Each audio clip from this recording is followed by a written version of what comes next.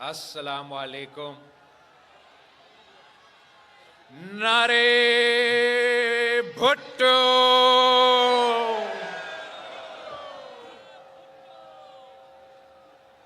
18 سال گزر چکے ہیں اور ان قوتوں کو، ان قاتلوں کے لیے، ان دہشت گردوں کے لیے سب سے بڑا جواب آپ ہو، جو ہر سال پاکستان کے چاروں صوبوں سے یہاں بڑا تعداد میں جمع ہو کے پوری دنیا کو یہ پیغام دیتے ہو کہ کل بھی بی بی زندہ تھی، اور آپ کے اس ساتھ کا، اس محبت کا ہم سب شکر گزار ہیں۔ اسی ساتھ سے، اسی محبت سے ہمیں طاقت ملتے ہیں، اور ہم اسی طاقت کو اسلام آباد لے کے آپ کے مسائل کے حل نکالنے کی کوشش کرتے ہیں۔ 1 سال گزر چکا ہے جب سے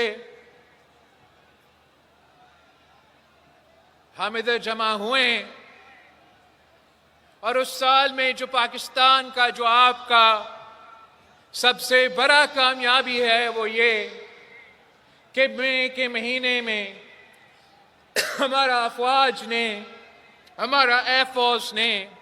ہمارا نیوی نے، پاکستان بحیثیت قوم نے بھارت کو شکست دلوایا جنگ کے میدان میں، اور یہ جیت یقیناً پورے پاکستان کی جیت ہے، پاکستان کی عوام کی جیت ہے۔ اس جیت کے بعد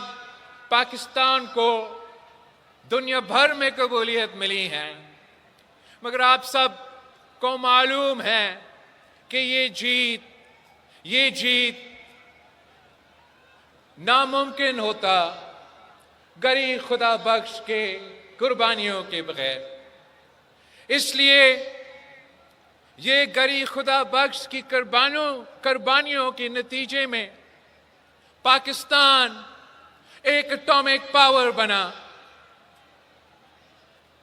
یہ شہید محترمہ بے نظیر بھٹو کی وجہ سے پاکستان کو وہ میزائل ٹیکنالوجی ملی جس سے ہم اپنا دفاع کر سکیں، اور یہ صدر زرداری ہی تھا جس نے چین سے وہ ہوائی جہاز منگوائے تھے جنہوں نے بھارت کے 6 جہاز گرا کے اس جنگ میں کامیابی حاصل کی۔ اور سب سے بڑھ کر وہ پاکستان اور چین کی دوستی، جس کی بنیاد قائد عوام شہید ذوالفقار علی بھٹو نے رکھا،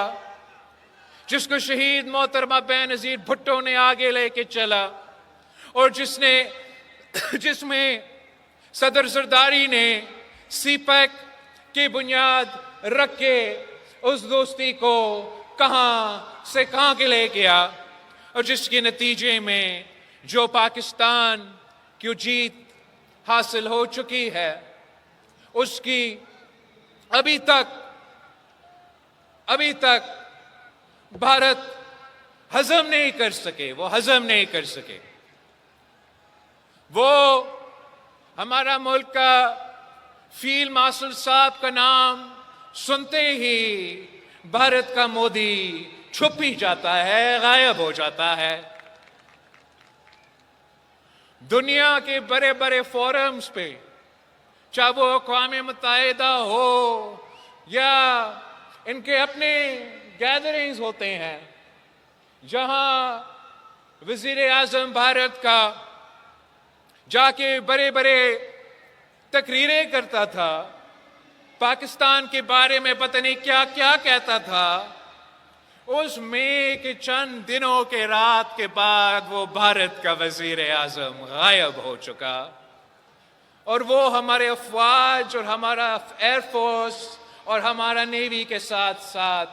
پاکستان کے عوام کی بہت بڑا کامیابی ہے۔ میں آپ سب کو سب سے پہلے اس بات پہ مبارکباد دینا چاہ رہا تھا۔